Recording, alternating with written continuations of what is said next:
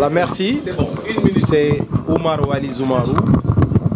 membre du groupe de contact du Front Nyolank. Nous sommes aujourd'hui dans les locaux de PASTEF sur notre demande.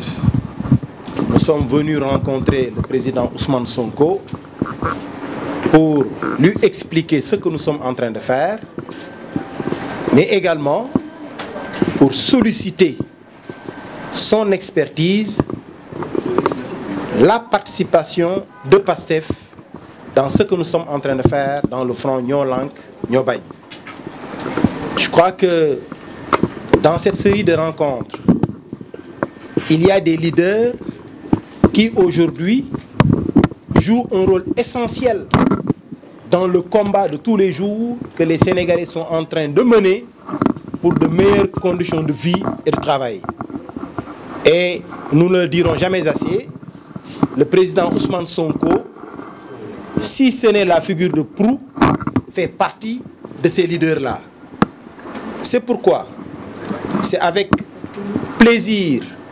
et une très grande satisfaction que nous informons l'opinion publique nationale et internationale que le président Sonko nous a déjà donné son avis en tant que leader, un avis favorable, mais également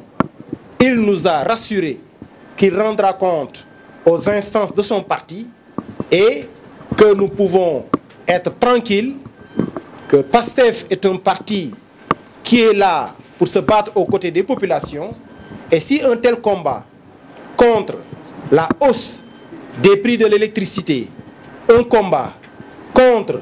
l'emprisonnement arbitraire de beaucoup de leaders d'opinion est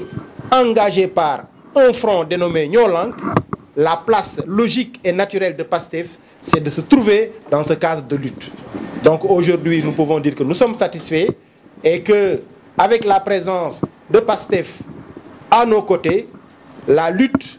connaîtra une autre envergure. Et ce sera tout à l'honneur des Sénégalaises et des Sénégalais qui sont aujourd'hui étreints par la cherté de la vie, étreints par des factures qui sont devenues insupportables. Je vous remercie. asalaamaaleykum mbokk taskati xibaar yi maa ngi tudd Bentaleb Sow di co-coordinateur collectif Nyolank tey nag dañoo ñëwoon seet si parti politique bi di PASTEF jaaree ko ci président Ousmane Sonko nga xam ne moo ñu recevoir kontaan ci lool ndax ñun collectif Nyolank dañ doon seeti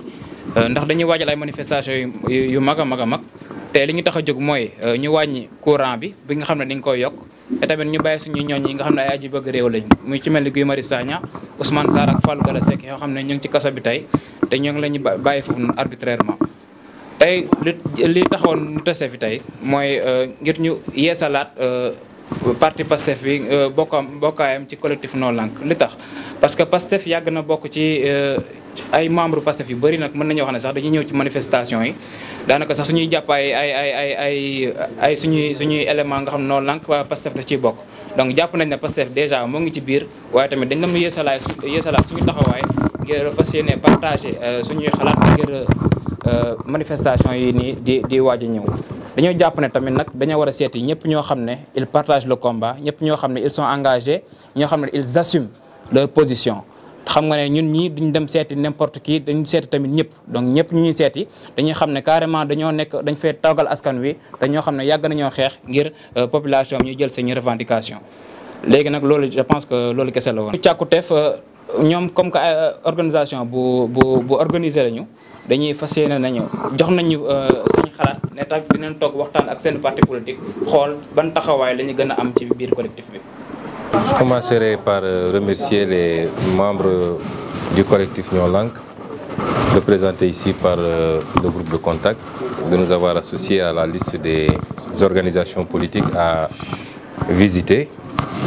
et avec lesquelles ils ont souhaité partager un peu le sens et les motivations de leur combat.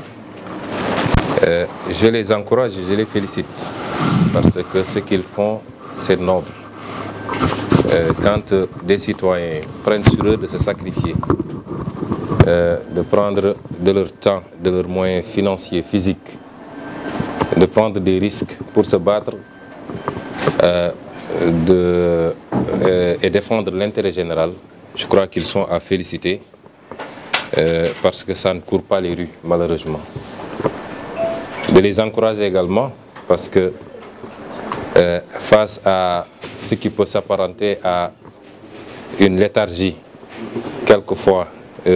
d'une bonne partie des Sénégalais, ils peuvent être amenés à être gagnés par un sentiment de découragement.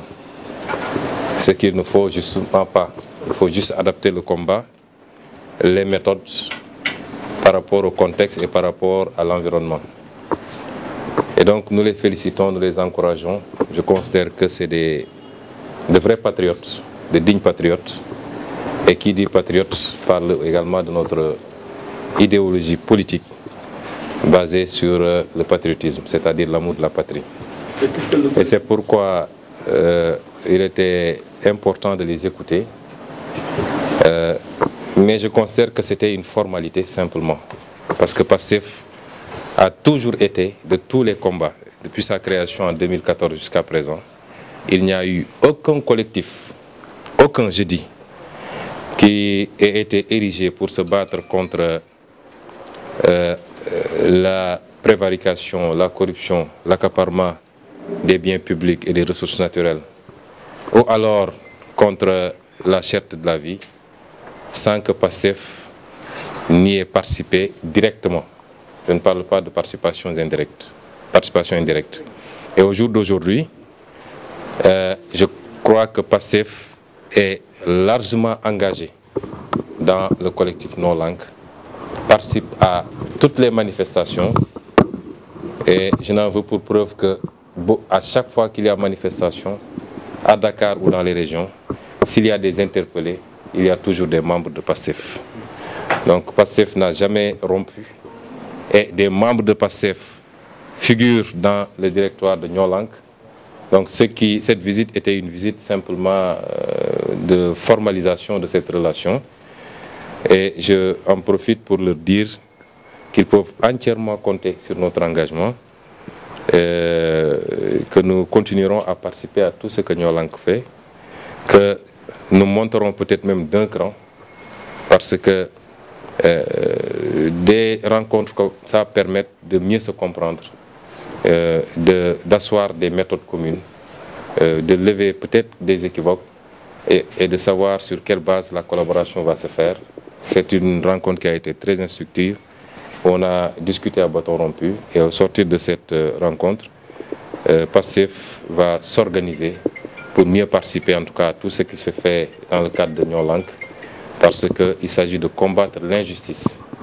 Il s'agit de refuser que l'incurie et l'incompétence de nos gouvernants rejaillissent comme charge sur les populations, et particulièrement les populations les plus démunies, mais impactent également négativement notre économie qui est déjà assez fragile. Et ce combat ne peut laisser indifférent un parti comme PASTEF. Dans un autre registre, quel est à la mise en circulation prochaine de l'éco? Non, lors du thème bi, je crois qu'on aura largement le temps d'y revenir dans le cadre de nos communications à venir.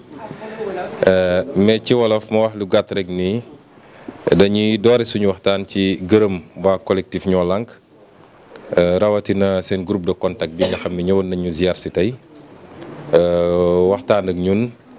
ci li nga xam ne mooy moo lal seen combat bi ñuy xeex te li ci gën a fës di courant bi waaye jàpp naa ni mun na weesu courant bi sax ndax réew mi lépp a yokku te dama ko waxoon ci njëlbeen yàgg na ne dinañu seetaan nag sàggan ba fal Macky Sall waaye juróomi at yi di néew dina métti trop ci Sénégalais yi moom mu dellu si taxaw keroog ne 2020 va tànge ci olof daal mooy 2020 dina tar kon ñu xam ni courant bi lenn lu ndaw rek la woon ci mbir mi waaye yokk bi commencé na bu yàgg ci yeneen denrée yoo xam ne peut-être bàyyiwuñ ci woon xel te dina gën a continuer di yokku kon su amee ay Sénégalais yoo xam ne mënoon nañu toog ni ñëpp parce que ñii ma fi gis ñëpp nag wax dëgg yàlla suñu yokkee dina métti ci ñoom waaye am nañu lu ñu fay ndax ku nekk yaa ngi jàpp ci li nga jàpp te am nga sa sutura waaye suñu ànd ak loolu yëpp suñu bàyyee seen lépp jël seen alal jël seen temps ndax heure bi heure liggéey la ñu jël seen temps jël seen alal bàyyi seen yitte yëpp di jël ay risques ba lu ne mun leen ci fekk ñu leen di gazé naam sax du ñoom rek ndax defe naa bële passé moom journaliste jël nañ seen wàll di leen duma di leen tugal kaso yooyu yëpp ñu ko ciy dund jàpp naa ni bëgg réew mi moo tax ñu koy def kon loolu mënuñu lu dul di leen ci jaajëfal di leen encourager parce que it soo nekkee ci yu mel nii te léeg-léeg mu mel ni lu bëri ci askan wi dañ koo yëgalul seen yaram ndax boo wootee léeg-léeg boo moytu ñi fay ñëw du bëri ci loo xam ne rek ñëpp la lor ndax courant bi bu yokkuwul pour professeur Malick Ndiaye dong wala pour Zoumarou dong wala pour Guèye dong waaye defe naa Sénégal yëpp a koy yëg léeg-léeg su demee noonu nag mun nga dem ba xaw a am loo yëg mu andi découragement waaye combat bu noble la mooy jaamu yàlla la taxawal askan wi jaamu yàlla la te ñoom ci loolu lañ nekk kon ñu ngi leen di gën a encouragé di leen féddali suñu participation ci lépp lu ñuy def ndax dama wax léegi nii Pastef en tant que parti politique ñun bu ñuy door sax dañ ne woon ñun nous sommes un parti politique citoyen mooy suñu xeex li ci gën a fës mooy lu ñuy def ba gindi askan wi yee leen di leen jox la bonne information parce que bëri na ci askan wi ñoo xam ne ñi ngi jàmbat métti ñi ngi jàmbat méttitu dund gi ñi ngi jàmbat jafe-jafe yi mais amuñu instruments yi wala amuñu information yi pour xam li tax mbir mi demee noonu donc ñun bu ñuy door suñu premier objectif mooy fexe woon ba li ñuy wax éveil des consciences yee citoyens yi di leen wax lan la nguur gi di doxee naka lañ ko yoree lan moo ci baax lan moo ci baaxul te bëri na lu ñu niroo ci fànn woowu ak mouvement citoyen moo tax dañ demoon ba nit ñi dañ naan Ousmane Sonko moom lanceur d'alerte la moom dénoncé rek lay def fekk du loolu kon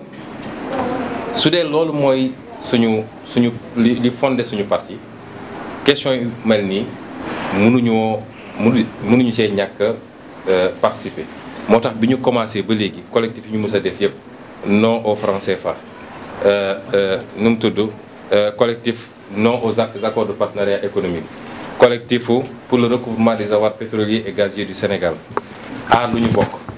ak ba bii nga xam ne mooy ñoo lànk musuñu see génne suñu loxo te li koy firndeel rek mooy saa su manifestation amee yéen ñii di journaliste yi fa teew gis ngeen ni membre Pastef yi dañ fay bëri trop dañuy mobiliser lu bëri ñaareel bi mooy fu ñu jàpp ay nit fu ñu ne jàpp nañu fukki nit boo moytul juróomi waa Pastef lañu directement wala indirectement kon lii formalité rek la woon pour li nga xam ne ñu ngi koy liggéey ñu waxtaan ci ba gën a diisoo gën a dëppale ci méthode ak ci ni ñu war a doxalee mais ñoom xam nañu déjà que Pastef moom musul génnee loxoom ci mbir mi waaye bis ni ki tey bu soobee yàlla dinañu lépp lu ñu doon def dinañ ko ful dinañ ci gën a jàpp dinañu mobiliser suñuy nit ndaw ñi jigéen ñi mag ñi dinañu lancer ay appel ba nga xam ne combat bi nga xam ne Sénégal yëpp la concerné au-delà de Pastef képp kuy suñu sympathisant rek wala képp kuy citoyen boo xam ne même soo àndul ak ñun Sénégal ñor na la war ngaa mën a jàpp ni lii du combat wu Massamba wala ma dem ba ñu mobiliser wu ba nguur Macky Sall dellu gannaaw yërëm askan wi tuuti ba teg gi coono gi mu bëgg a teg coono gi askan wi te muy yokku pour le Ñoo Lank à son agenda sa stratégie ils voulaient révéleront le moment venu. Je crois qu'ils ont prévu un certain nombre d'événements